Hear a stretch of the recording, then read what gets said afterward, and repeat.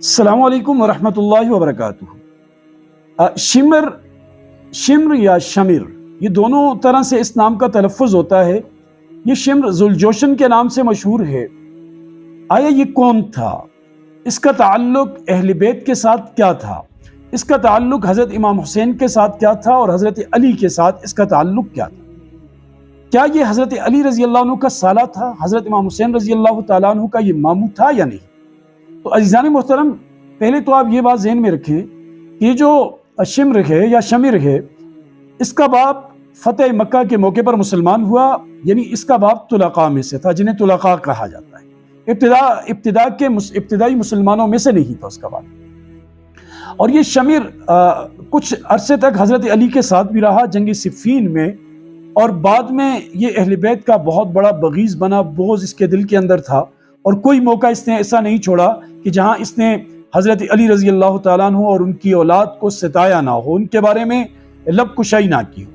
لیکن جب بھی محرم کا مہینہ آتا ہے، جہاں بہت ساری باتیں ہوتی ہیں، وہاں ایک بات یہ کی جاتی ہے کہ یہ جو شمر ہے یا شمر، یہ تو اہل بیت کا بہت قریبی رشتہ دار تھا۔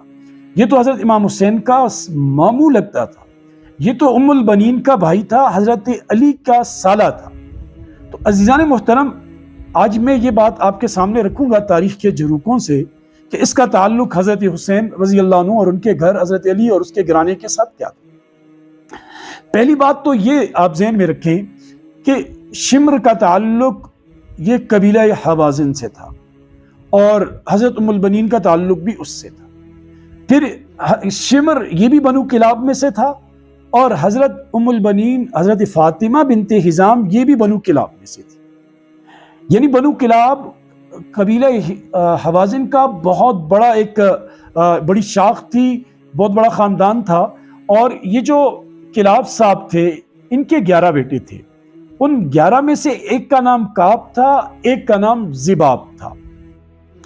اب زباب کی اولاد میں سے شمر آتا ہے، اور کعب کی اولاد میں سے حضرت ام البنین حضرت فاطمہ بنت حزام آتی ہے۔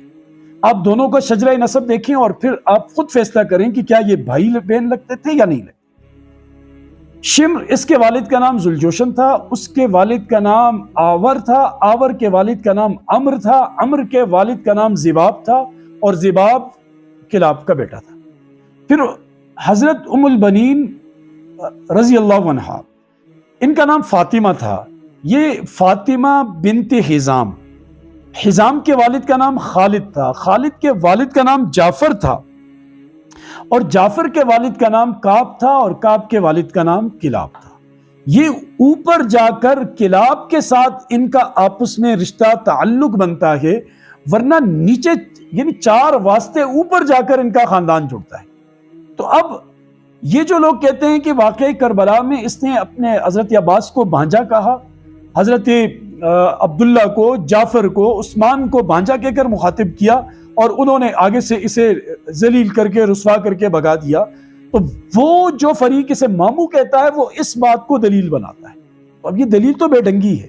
یہ جس طرح وہ جو خاندان ہوتے ہیں نا، جیسے علاقوں میں وہ والدہ کے والد کے کزن ہوتے ہیں، ان کی اولاد کے بزرگوں کو جیسے لوگ ماموں کہتے ہیں، وہ اپنے چھوٹوں کو بھانجے کہتے ہیں، اس طرح کا تعلق تھا، ورنہ اس کا کوئی قریبی رشتہ نہیں تھا، کوئی قریبی تعلق اس بے ایمان کا اس پاک گھرانے کے ساتھ بالکل بھی نہیں تھا۔